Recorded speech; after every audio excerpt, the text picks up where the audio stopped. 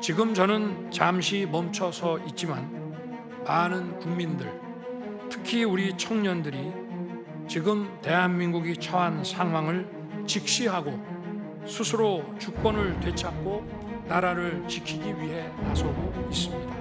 엄동설안에 저를 지키겠다고 거리로 나선 국민들을 보았습니다. 저를 비판하고 질책하는 국민들의 목소리도 들었습니다. 서로 다른 주장을 하고 있지만 모두 대한민국을 사랑하는 마음이라고 생각합니다.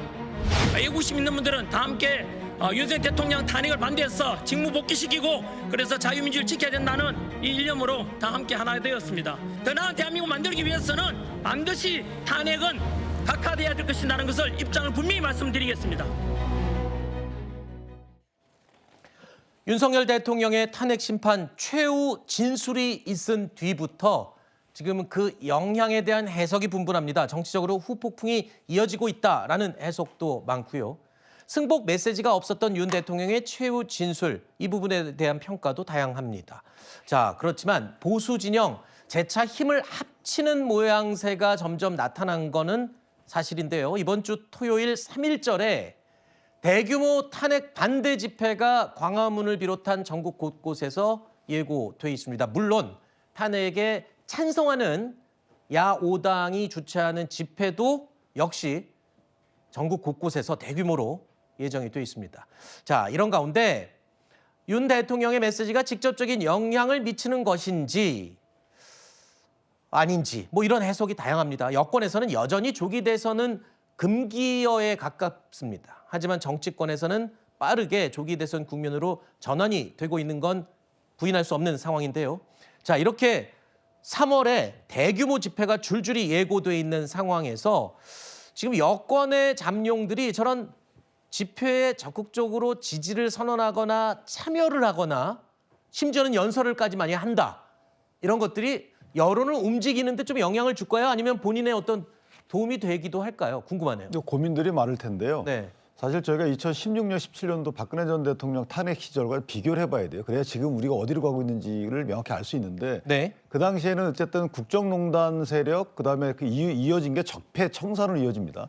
그거에 대한 반성적 고려 때문에 지금 저희가 이렇게 모여서 아마 뭉치고 하는 것 같은데 네. 그 당시에 진지구축처럼 사실은 이제 보수의 진지구축을 하고 있는 거로 저는 생각이 되고 이런 진지구축이 돼야지만 다시 말씀드리면 흐트러지지 않아야지만 다음에 중도층으로 나아갈 수 있는 거거든요.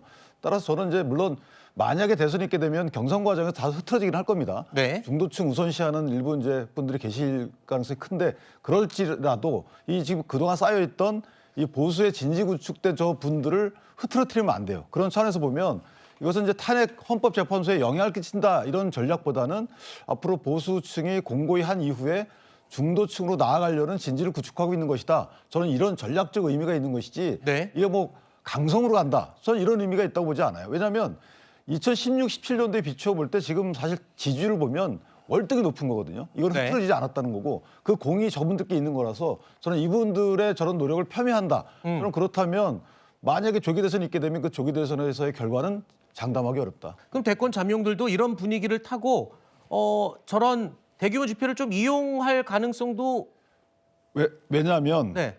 사실은 이제 윤석열 대통령의 레거시라고 판단한다면 저기 윤석열 대통령이 만들어놓은 만약에 유산이라고 봐요. 그것을 같이 평가할 거 없이 그걸 본인들이 흡수하지 않으면 대선에 승리할 수는 없습니다. 네. 그렇기 때문에 현재 이런 그 유산을 흡수하지 않으려고 노력하면 이길 수 있겠습니까? 저는 그래서 약간의 거리를 두는 측면은 이해가 가지만 네. 그분들의 저런 그 노력과 성과를 마치 폄훼한다 그러면 저는 대선 주자로 설 가능성이 없지 않을까? 네, 오히려 적극적으로 좀 활용을 하는 게 더 낫지 않겠냐 이런 의견으로 전 들립니다만 민주당도 가만히 있지 않습니다. 지금 대규모 총동원령을 내린 상태입니다. 3월에 1일 그리고 8일 대규모 집회에 야5당도 이 길거리로 나서라는 총동원령이 내려졌습니다. 그리고 또 윤 대통령의 이 최후 진술에 대해서도 날선 평가를 쏟아내고 있습니다. 마지막까지 거짓말과 궤변으로 일관한 윤석열은 오로지 남 탓으로 일관했습니다. 마지막까지 1시간짜리 대국민 헛소리로 국민을 우롱했습니다. 색깔론만 난무한 무책임의 끝판왕이었습니다. 내란에 대한 참여는 없었고 변명과 망상뿐이었습니다. 국민을 향해 총을 겨누면서 대국민 호소를 합니까? 대통령 퇴진과 탄핵 집회를 놓고선 북한의 지령이라고 했습니다. 망상도 이런 망상이 없습니다. 지난번 동대구 집회 이후에 탄핵 찬성과 반대 입장 이렇게 부르더군요. 콘크리트 민심이라고. 콘크리트 민심들이 요동을 치고 있다. 이렇게 보이는데 자, 민주당에서도 지금 총동원령을 내렸습니다. 일단은 최대한 많은 인원을 모아서 이런 분위기에 밀리지 않겠다. 뭐 이런 의도로 보이는데요. 일단 아무래도 이제 민주당에서는 내란을 종식시키는 게 중요하다라고 보고 있는 상황입니다. 그러니까 대통령이 여전히 어떤 장외에서 뭔가 이 여론을 계속 끌어모아서 본인의 이 연료로서 쓰는 이런 모습들을 계속 보여줬거든요. 네. 그리고 심지어는 이 탄핵이 이제 사실상 거의 막바지로 이제 가고 있음에도 불구하고 어떤 이 탄핵에 반대하는 사람들의 결집력이 강해지고 있는 상황이다 보니까 민주당 입장에서도 이것을 의식을 안 할 수는 없는 상황입니다.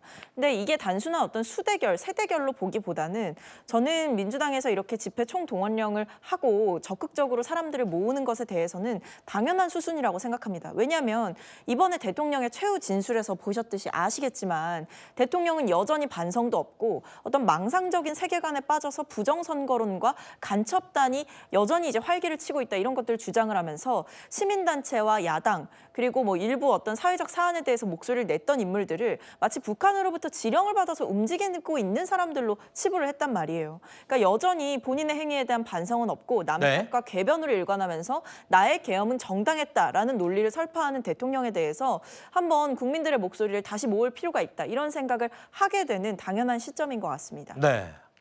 어쨌든 야당도 지금 이 콘크리트 민심을 무시 못하고 굉장히 중요하게 바라보고 있는 건 맞는 거죠? 네, 뭐 아무래도 뭐 중요하게 바라본다라기보다는 어떤 현상이 포착되고 있는 것은 맞기 때문에 네. 이게 민주당 입장에서도 사실 논쟁거리가 아님에도 불구하고 대통령의 계엄령이 마치 정당한 이유가 있었던 것처럼 이렇게 흘러가고 있는 알겠습니다. 상황들에 대해서 네. 경계를 늦출 수는 없는 상황인 거죠. 네.